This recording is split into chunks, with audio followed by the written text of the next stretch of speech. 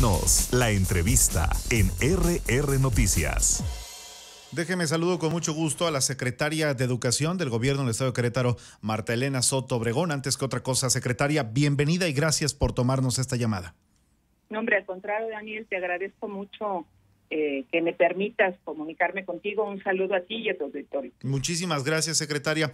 Oye, pues para platicar de esto que ocurrió aquí en Querétaro hace 3 semanas y que por supuesto a la sociedad queretana en su conjunto nos ha estremecido. Hablamos de esta agresión de la que fue víctima pues un adolescente de una telesecundaria ahí en la comunidad de El Salitre. Hablamos de la telesecundaria Josefa Vergara y me gustaría que platicáramos un poco del acompañamiento que ha venido realizando desde un principio la autoridad del gobierno del Estado de Querétaro a través de la propia Secretaría de Educación que te toca encabezar con el alumno, con sus familiares y por supuesto sé que muy comprometidos porque ha sido una exigencia del propio gobernador Mauricio Curi de que esto pues de entrada pues tenga justicia y que además no se vuelva a repetir en ninguna escuela de Querétaro.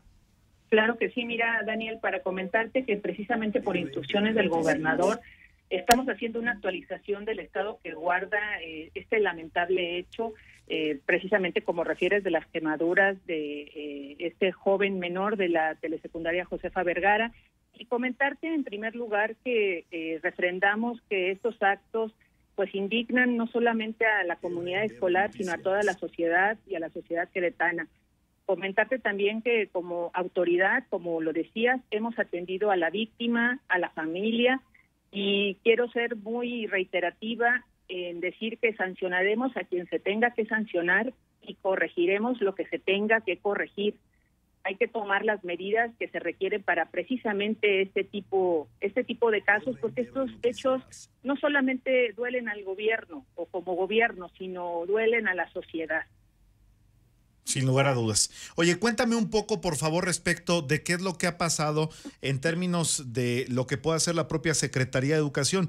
Entiendo que este asunto también ya está en el campo de otras autoridades, de la propia Fiscalía, que eventualmente la propia Fiscalía General de la República pudiera atraer este caso, pero sé que ustedes como autoridad educativa ya han tomado cartas en el asunto. ¿Qué pasa, por ejemplo, con la gente que está al frente de esta telesecundaria ahí en El Salitre? De entrada tengo entendido que la profesora a cargo de este grupo en donde se suscita esta agresión en este momento está suspendida. ¿Qué pasa con otros funcionarios públicos dentro de esta propia escuela, secretaria? Claro que sí, y si me permites, antes de contestar a esa pregunta, a mí me interesa mucho comentar pues finalmente lo que nos ocupa, que es la atención médica a la víctima, ¿no? Claro. El joven está siendo atendido totalmente por el Hospital de Especialidades del Niño y la Mujer de la Secretaría de Salud, que por supuesto cuenta con la capacidad profesional y probada para este tipo de casos.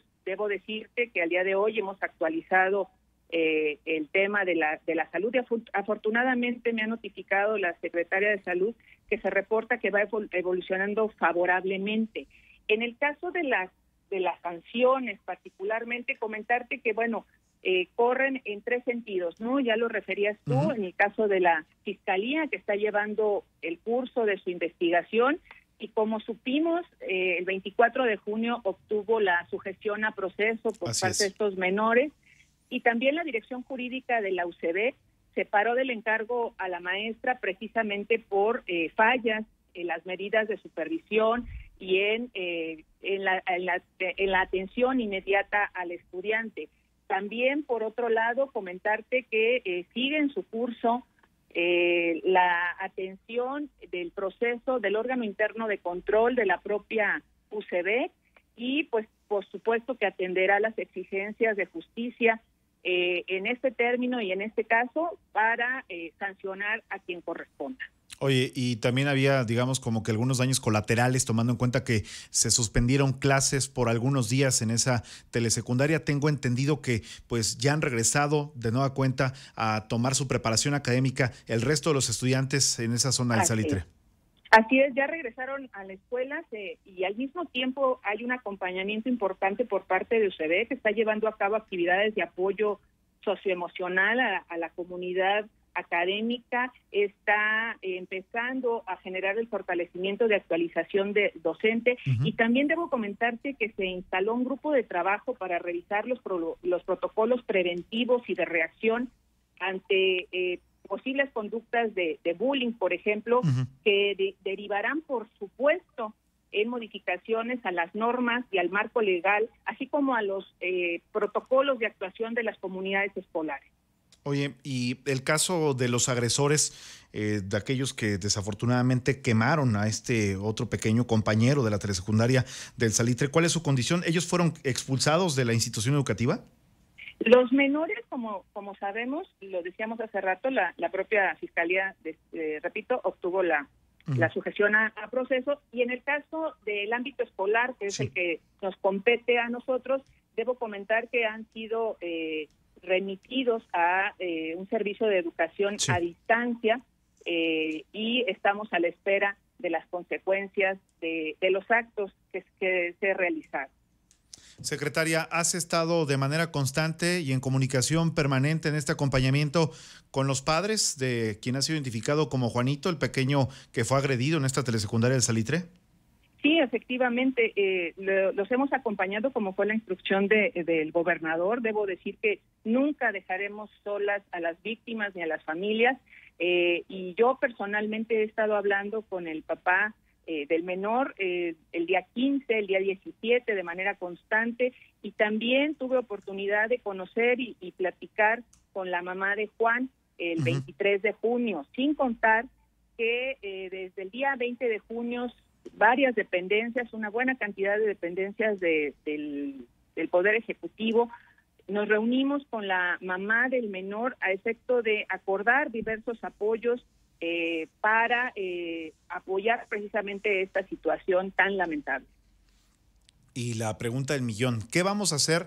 No solamente las autoridades, creo que entre todos, para evitar que una situación de esta naturaleza se repita en otra institución educativa del estado de Querétaro, ya sea una institución pública o una institución privada, porque creo que más allá del trabajo que se pueda realizar por parte de la Secretaría de Educación, de la propia UCEBEC, pues este asunto tiene unas raíces muy fuertes, particularmente en la casa, y no se constriñe únicamente al espacio educativo. Creo que nosotros como padres de familia también tenemos una gran responsabilidad para evitar este tipo de conductas violentas entre los pequeños.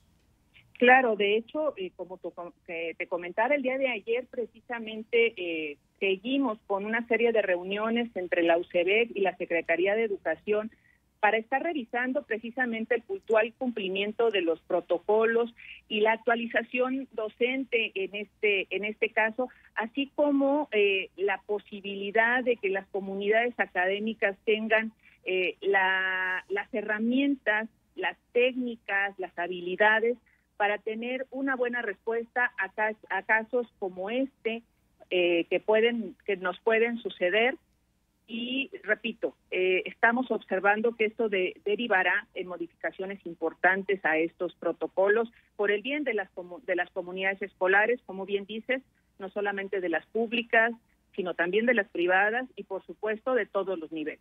Ahora, dentro de todo, también creo que tenemos que ponderar que este asunto es noticia porque afortunadamente no se presenta en todos los planteles escolares, no es, digamos, la norma ni la regla que ocurre de manera frecuente en la totalidad de las escuelas del estado de Querétaro. Creo que se están haciendo bien las cosas, que sí es un foco de atención que se tiene que atender de inmediato, pero en el resto de las instituciones educativas, pues parece que vamos, digamos, transitando con normalidad entre el trabajo de las autoridades, el personal docente, administrativo, los alumnos y los padres de familia.